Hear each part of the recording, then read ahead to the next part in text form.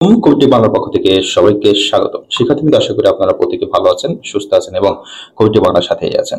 যেহেতু আমাদের নবম শ্রেণীতে সমাপনী পরীক্ষা চলছে আর নেক্সট পরীক্ষা আমাদের ইসলাম শিক্ষা, তো সেই ইসলাম শিক্ষার আমরা আজকে কিছু ক নম্বর প্রশ্ন দেখব। মোস্ট ইম্পর্টেন্ট ক নম্বর গুলো খুব দ্রুত মুখস্থ করবেন। এছাড়া পরবর্তীতে খ নম্বর এবং গ নম্বর দিব। এছাড়া আপনাদের একটা নমুনা প্রশ্ন দিব, যেটা দিয়ে আপনারা সর্বাত্মক একটা হেল্প পাবেন। শিক্ষার্থী যারা এই মুহূর্তে আমার চ্যানেলে জয়েন করেছে, অবশ্যই চ্যানেলটিকে সাবস্ক্রাইব করে বেল আইকনটা অন করে বন্ধুদের মাঝে বেশি বেশি শেয়ার করে দিবে। একটু খেয়াল করি, প্রথম যে প্রশ্নটা রেখেছি আকাইদ, এটা আপনার 100% ইম্পর্টেন্ট। আকাইদ মানে হচ্ছে বিশ্বাসমালা। তাওহীদ কি? এটাও 100% ইম্পর্টেন্ট। তাওহীদ শব্দের অর্থ কি? ইম্পর্টেন্ট। ইমান ইমান শব্দের অর্থ কি? পড়তে হবে। শিরক কি ধরনের গুনাহ? পড়তে হবে। নিফাক অর্থ কি? পড়তে হবে। মুনাফিকের লক্ষণ কয়টি? 100% ইম্পর্টেন্ট।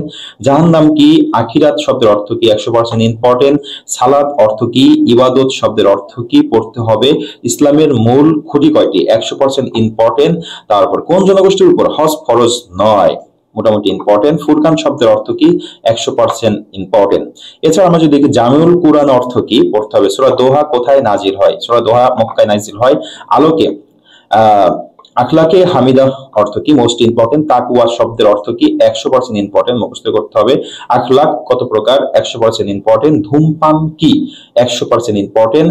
তার মক্কা বিজয়ের সময় মহানবী হযরত মুহাম্মদ সাল্লাল্লাহু আলাইহি সাল্লামের সাথে কতজন সাহাবী ছিলেন? Most important. সিদ্দিক অর্থ কি? 100% ইম্পর্টেন্ট। ইবনে সিনা কে? ইম্পর্টেন্ট।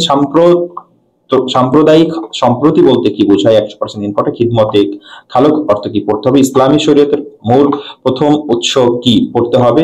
মুনাফিকের চিহ্ন কয়টি? Most important. প্রকৃত মুমিন হওয়ার অর্থ কি? এটাও ইম্পর্টেন্ট। কুফর শব্দের অর্থ কি? Most important. শিক্ষার্থীবৃন্দ, পরশ্রীকতরতা অর্থ কি? 100% ইম্পর্টেন্ট। মহানবী হযরত মুহাম্মদ সাল্লাল্লাহু আলাইহি ওয়াসাল্লাম মদিনায় হিজরত করেন কবে? পড়তে হবে।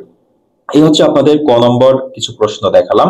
এই প্রশ্নগুলো মোস্ট ইম্পর্টেন্ট, আপনারা অবশ্যই মুখস্থ করবেন।